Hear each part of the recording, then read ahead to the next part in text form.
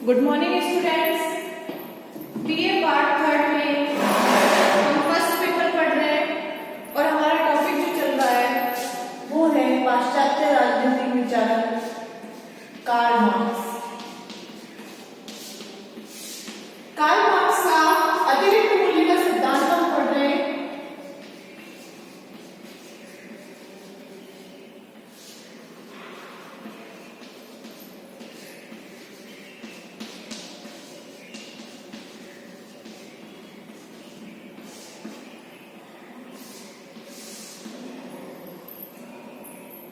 अतिरिक्त मूल्य का सिद्धांत हम पढ़ रहे हैं मार्क्स का। मार्क्स ने अतिरिक्त मूल्य में दो तरह के मूल्य बताए हैं। एक तो उसने बताया है उपयोग मूल्य और एक बताया है विनिमय मूल्य। उपयोग मूल्य जो होता है वो वस्तु की उपयोगिता पर निर्भर करता है कि कोई वस्तु कितनी उपयोगी है, उस वस्तु का उपयोग मूल्य उतना ही होगा। और विनिमय मूल्य होता है कि कोई वस्तु के बदले में आपको क्या प्राप्त हो रहा है, कितना उसमें श्रम लगा है, उसका मूल्य लागत जो होती है उसके बदले में जो मूल्य लगाया जाता है वह विनिमय मूल्य होता है। जरूरी नहीं है कि उपयोगिता की वस्तु हुए बिना किसी वस्तु का मूल्य नहीं हो सकता, लेकिन हर उपयोगी वस्तु का विनिमय मूल्य हो यह भी आवश्यक नहीं है। तो दो तरह के मूल्य हमने पढ़े थे। आज हम पढ़ेंगे अतिरिक्त मूल्य। अतिरिक्त मूल्य क्या है?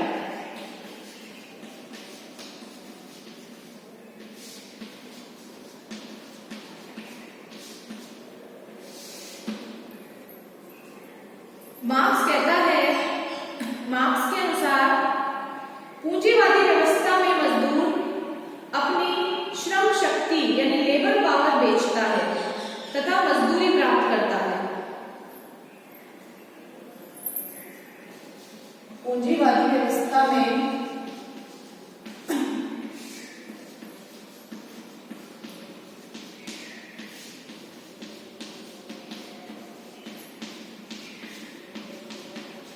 मनुष्य जो है वो पूंजीवादी व्यवस्था में मनुष्य अपनी श्रम शक्ति बेचता है एवं मजदूरी प्राप्त करता है।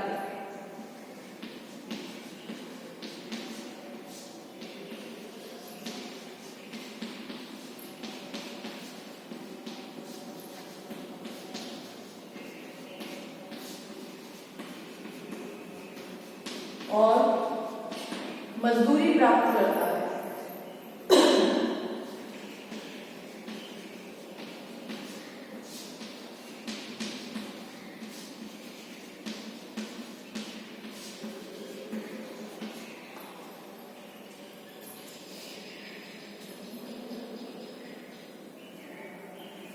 हर मजदूर अपनी मजदूरी से ज्यादा काम करता है तथा अधिक मूल्य पैदा करता है।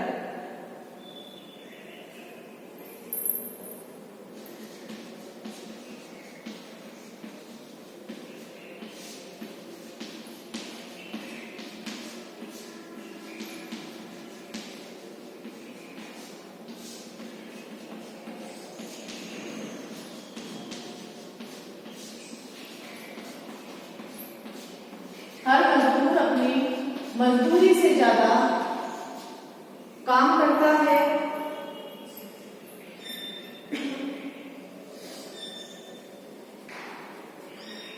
तथा अधिक मूल्य पैदा करता है।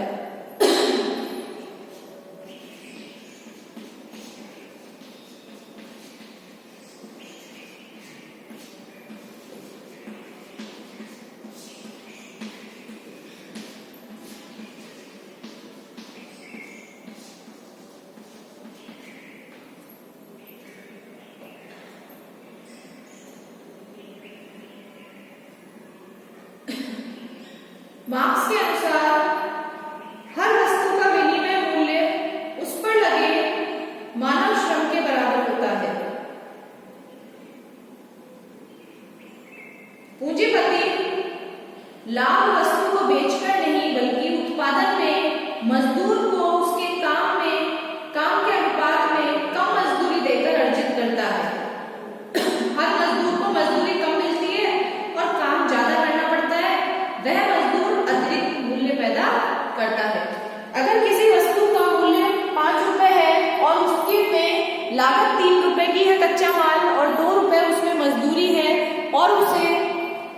पति ने 10 रुपए में बेच दिया तो उस वस्तु का जो अतिरिक्त मूल्य है वो 5 रुपए हो गया।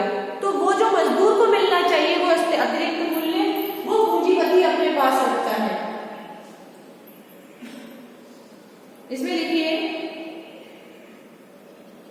मार्क्स के अनुसार हर वस्तु का विनिमय मूल्य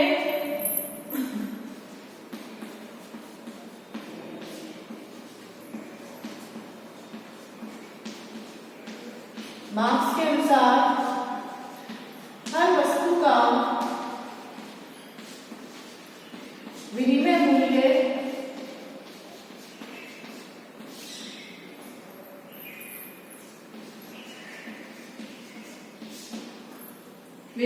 जो होता है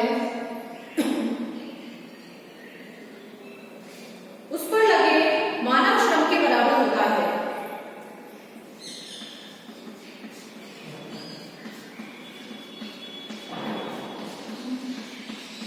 उस पर लगे मानव श्रम के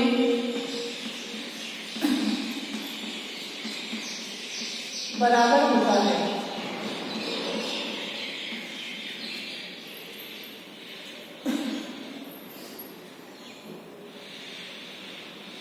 पूंजीपति लाभ जो है वो वस्तु को बेचकर नहीं बल्कि उत्पादन में मजदूर को उसके काम के अनुपात में कम मजदूरी देकर अर्जित करता है। पूंजीपति जो लाभ कमाता है, मुनाफा कमाता है, लाभ वस्तु को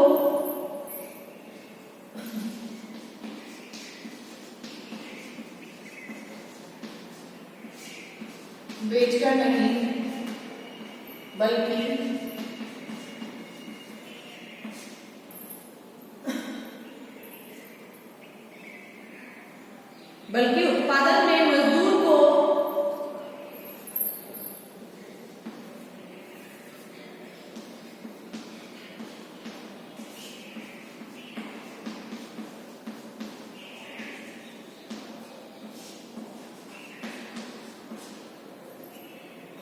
उत्पादन में मजदूर को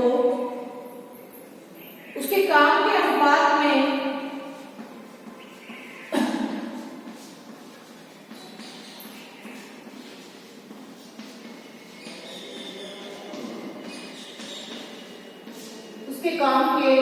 अनुपात में कम मजदूरी देकर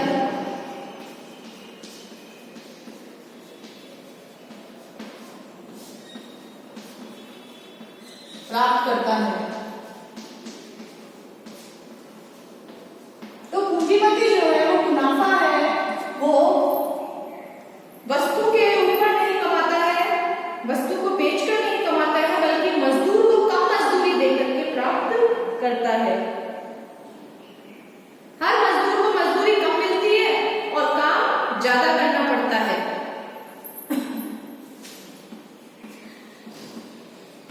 हर मजदूर को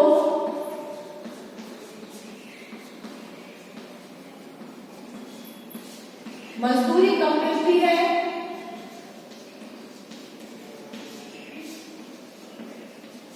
और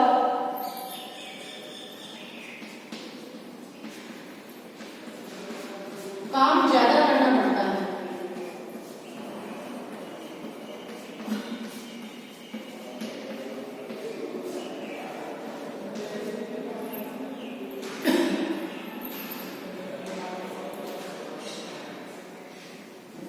वह मजदूर अतिरिक्त मूल्य पैदा करता है।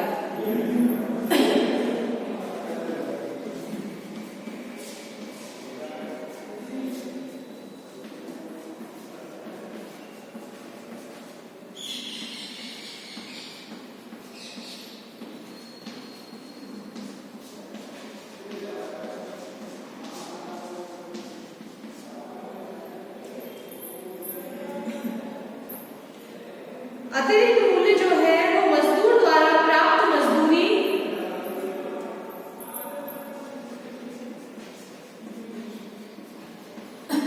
अतिरिक्त मूल्य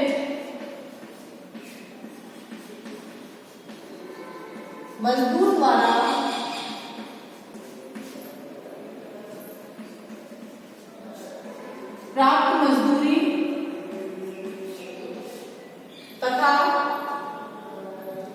मजदूर द्वारा किए गए मूल्य का अंतर है।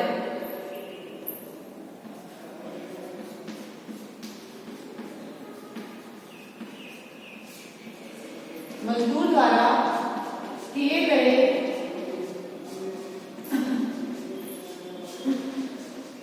मूल्य का अंतर है।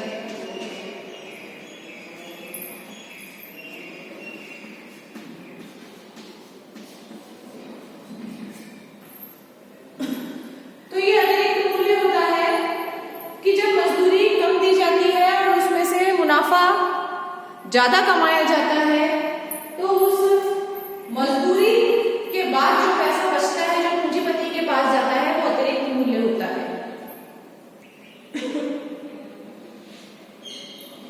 नोट कर लीजिए आप इसे, अतिरिक्त मूल्य है ये।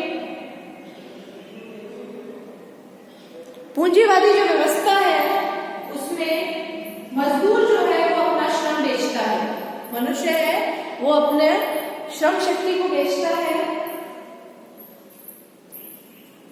और मजदूरी को प्राप्त करता है। हर मजदूर जो है वो अपनी मजदूरी से ज्यादा काम करता है तथा अधिक मूल्य पैदा करता है। तो मार्क्स कहता है कि हर वस्तु का विनिमय मूल्य जो है वो उस पर लगे मानव श्रम के बराबर होता है। पूंजीपति लाभ वस्तु को बेचकर नहीं प्राप्त करता, बल्कि उत्पादन में मजदूर को उसके काम के अनुपात में कम मजदूरी देकर के प्राप्त करता है। मजदूर को मजदूरी अधिक करनी पड़ती है, काम अधिक करना पड़ता है और उसे पैसा कम मिलता है। मजदूरी जो मेहनताना प्राप्त होता है वो कम प्राप्त होता है।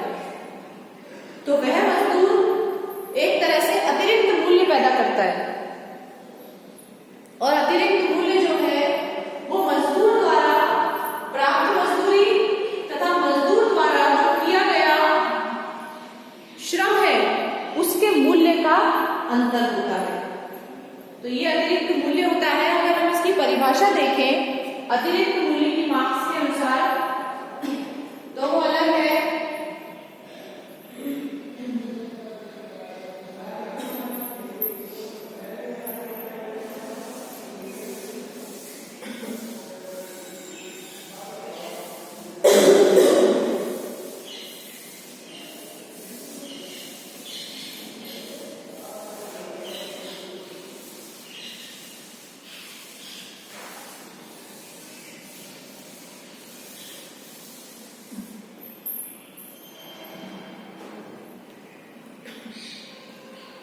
परिभाषा, अतिरिक्त मूल्य की जो परिभाषा है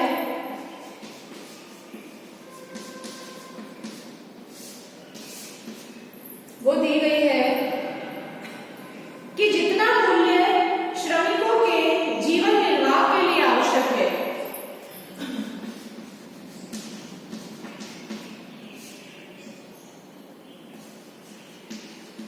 जितना मूल्य श्रमिकों के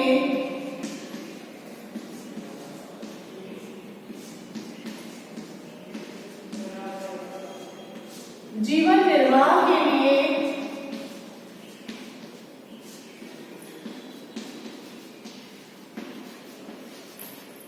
आवश्यक है,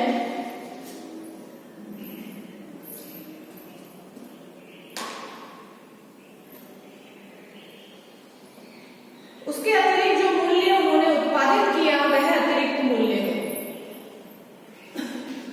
इसके अतिरिक्त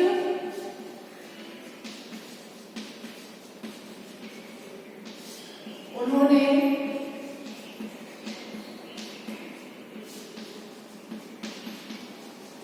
जो मूल्य उत्पादित किया वह अतिरिक्त मूल्य है।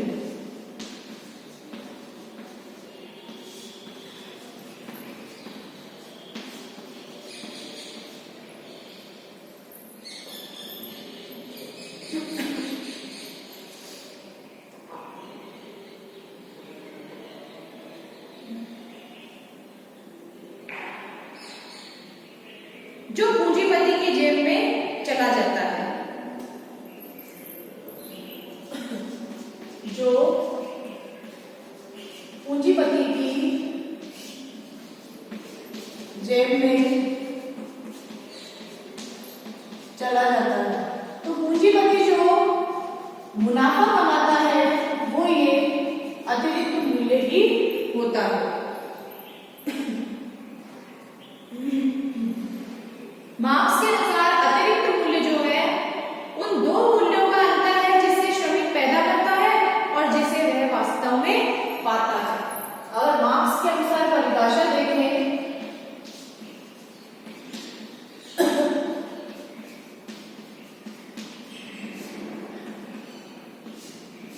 मार्क्स के अनुसार अतिरिक्त मूल्य वह है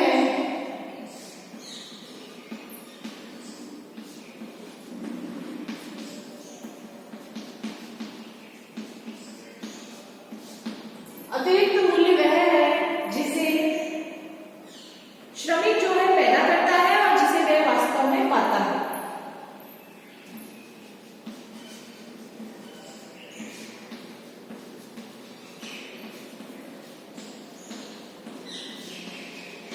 पैदा करता है और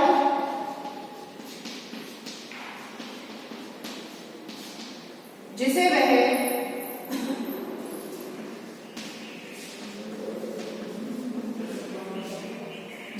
वास्तव में प्राप्त करता है।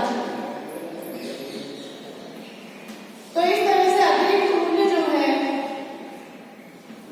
वो किसी वस्तु का वो मूल्य होता है जो श्रमिक को मेहनताना देने के बाद, उसे सैलरी देने के बाद में जो मुनाफा कमाता है पूंजीपति, वो अतिरिक्त मूल्य होता है। अगर किसी वस्तु का मूल्य 5 रुपए है, मेहनताना देने के बाद और वो वस्तु 10 रुपए में बेची जाती है, तो 5 रुपए उसका अतिरिक्त मूल्य होगा। ये कार्ल मार्क्स ने बताया है। और मजदूरी का जो लौह नियम है उसके अनुसार अगर हम कोई एग्जाम्पल देखें तो दैनिक मजदूरी की जो दर है वो 5 रुपए है। कारखाने में जो काम करने वाला मजदूर है उसे दी जाने वाली मजदूरी जो है वो 5 रुपए 4 घंटे में बना लेता है, किंतु कारखाने का जो मालिक है उससे 8 घंटे काम में लेता है। तो इसका ये मतलब हुआ कि वह दिन भर में 10 रुपए का कार्य करता है, लेकिन उसे प्राप्त 5 रुपए ही होते हैं।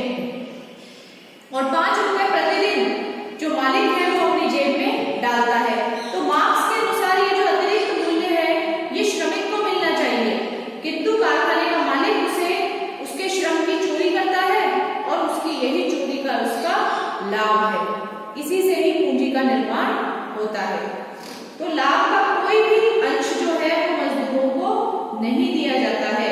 इस प्रकार अतिरिक्त लाभ के एकत्रित करते रहने से पूंजीपति के पास पूंजी बनती रहती है। इसके बाद मार्क्स ने बताया है पूंजी की परिभाषा कि पूंजी क्या है।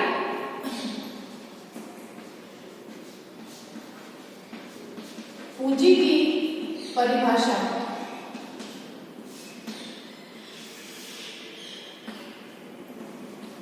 मार्क्स के अनुसार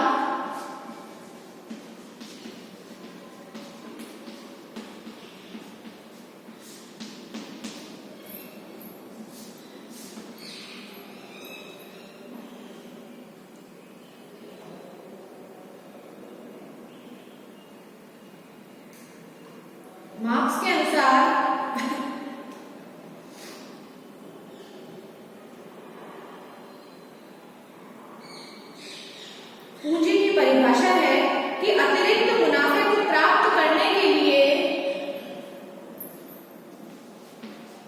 अतिरिक्त मुनाफे को प्राप्त करने के लिए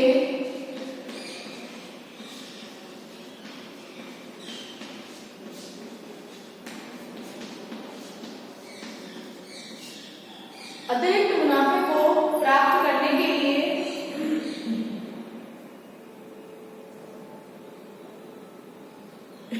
लगाए गए समस्त उत्पादन के निजी साधनों का भोग प्राप्त करने के लिए लगाए गए उत्पादन के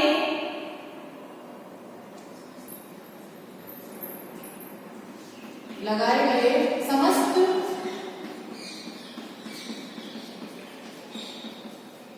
उत्पादन के साधनों का भोग, तो ये कहलाती है पूंजी। कार्ल मार्क्स के अनुसार कि मुनाफे को प्राप्त करने के लिए आप कितने साधन लगाएंगे उत्पादन के, उन सारे साधनों का जो योग है वो है वह पूंजी है। अतः पूंजी जो है वो श्रम का शोषण है। श्रम को शोषित करके जो अर्जित की जाए वो पूंजी है। अतः पूंजी श्रम का शोषण है।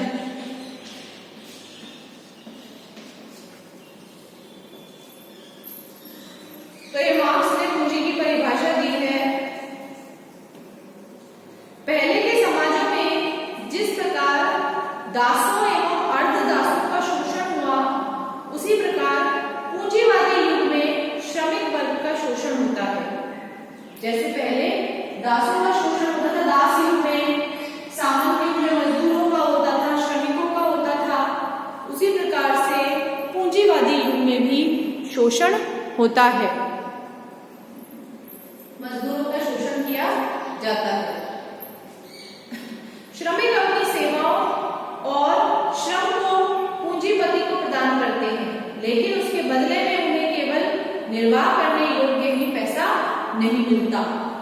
मजदूर अपनी मेहनत से ज्यादा कार्य करता है, मेहनत से ज्यादा वो उत्पन्न करता है, क्योंकि पूंजीपति जो है जितना उसे पैसा दे रहा है उस पैसे से ज्यादा मजदूर वर्ग के द्वारा कार्य किया जा रहा है, फिर भी उसे जीवन जीने योग्य पैसा भी नहीं दिया जा रहा, उसकी जरूरतें पूरी भी नहीं हो पा रही है। तो मार्क्स कहता है कि हर युग में शोषण होता है। दास युग में दासों का हुआ, सामंत युग में श्रमिकों का हुआ और पूंजीवादी युग में अब मजदूरों का हो रहा है। पूंजी के मालिक जो है उस अतिरिक्त मूल्य को हड़प लेते हैं जिसे मजदूर या श्रमिक पैदा करता है। मजदूरों के विरुद्ध पूंजीपतियों का यह शोषण कुचक्र बहुत समय से चल रहा है और इसका अंत पूंजीवाद के अंत के साथ ही हो सकेगा। हर युग में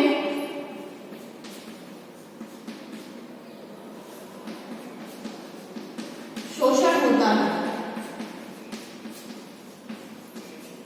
और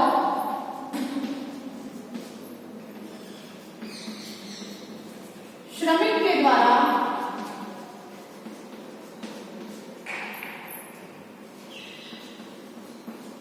कार्य करने के बाद भी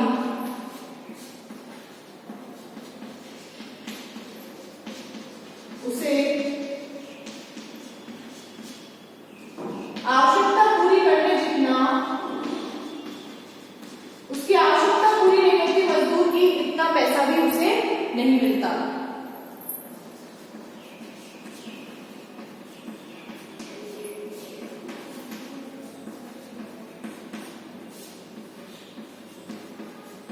जितना पैसा नहीं मिलता।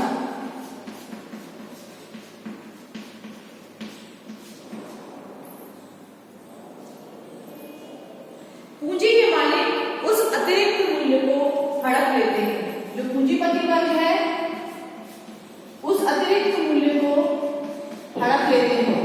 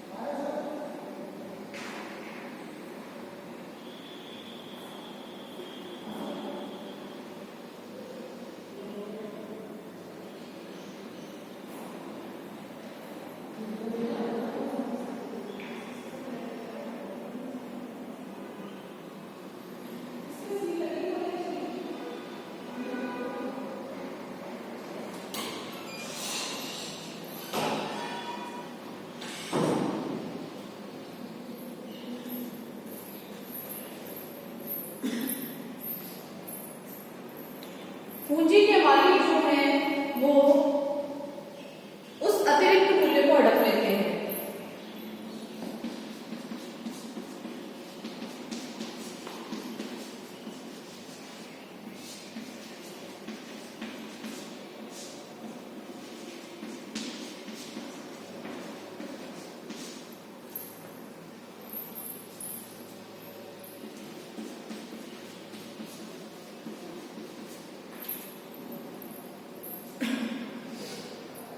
मजदूरों के विरुद्ध पूंजीपतियों का यह शोषण कुचक्र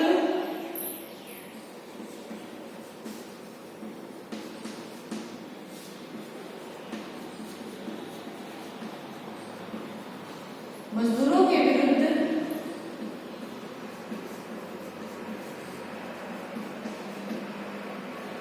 पूंजीपतियों का यह शोषण कुचक्र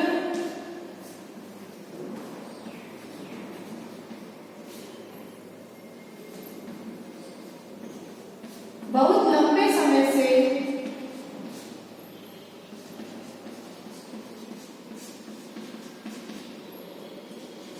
चला आ रहा है,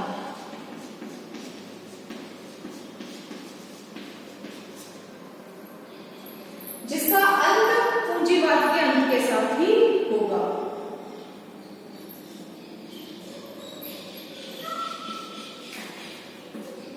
इसका अंत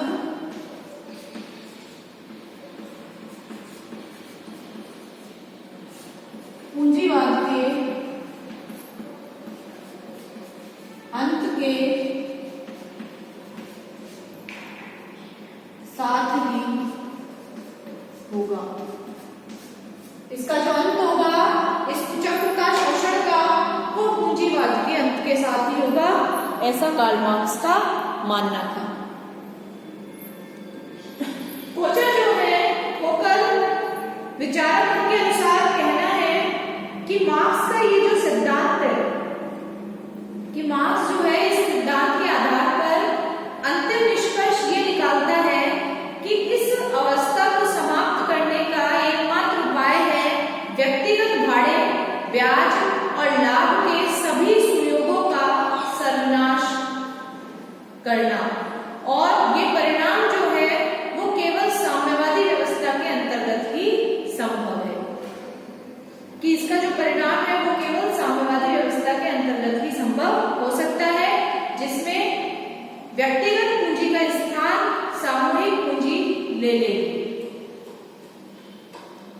ना कोई पूंजीपति रहेगा, ना कोई श्रमिक रहेगा, सब अपनी सहकारी उत्पादक बन जाएंगे, सब व्यक्ति।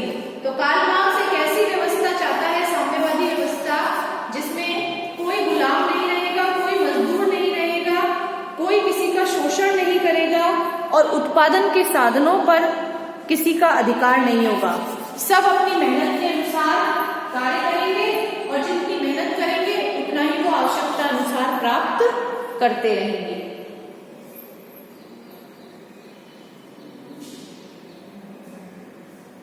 सभी की आवश्यकताएं जो है वो भी पूरी होती रहेंगी। तो इस तरह से कार्ल मार्क्स जो है वो अतिरिक्त मूल्य का सिद्धांत देता है। ये कार्ल मार्क्स का अतिरिक्त मूल्य के सिद्धांत की अवधारणा हमने पढ़ी, इसकी परिभाषा और अतिरिक्त मूल्य है क्या वो हमने पढ़ लिया, नोट कर लिया आप इसे। मार्क्स कहता है कि अतिरिक्त मूल्य वो होता है जिसे श्रमिक पैदा करता है और जिसे वह प्राप्त करता है। अगर पैदा उसने 5 रुपए का किया है और प्राप्त उसने 2 रुपए करे हैं, तो वो जो 3 रुपए है वो उस वस्तु का अतिरिक्त मूल्य ही माना जाएगा।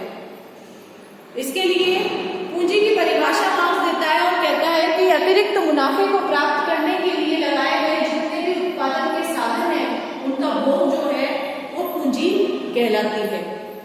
अतः पूंजी जो है वो श्रम का शोषण होती है, कि श्रमिक का शोषण करने से जो प्राप्त होती है वही पूंजी कहलाती है।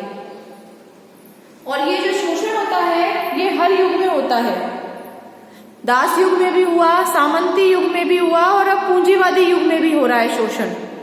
तो कार्ल मार्क्स कहता है कि श्रमिक के द्वारा कार्य करने के बाद भी अगर उसे आवश्यकता पूरी करने जितना पैसा नहीं मिलता है तो उसका शोषण हो रहा है, और ये शोषण कर रहे हैं पूंजीपति, और ये पूंजीपति जो है इस अतिरिक्त मूल्य को हड़प रहे हैं। और ये जो कुचक्र है पूंजीपति का ये बहुत लंबे समय से चला आ रहा है, और ये तब रुकेगा जब पूंजीवाद का अंत हो जाएगा, तब इस शोषण का भी अंत हो जाएगा। उत्पादन के साधन जो है वो सभी के लिए खुले रहेंगे, सभी व्यक्ति मेहनत करेंगे, और जो जितनी मेहनत करेगा वो आवश्यकता अनुसार उतना प्राप्त करेगा। नोट कर लीजिए आप इसे।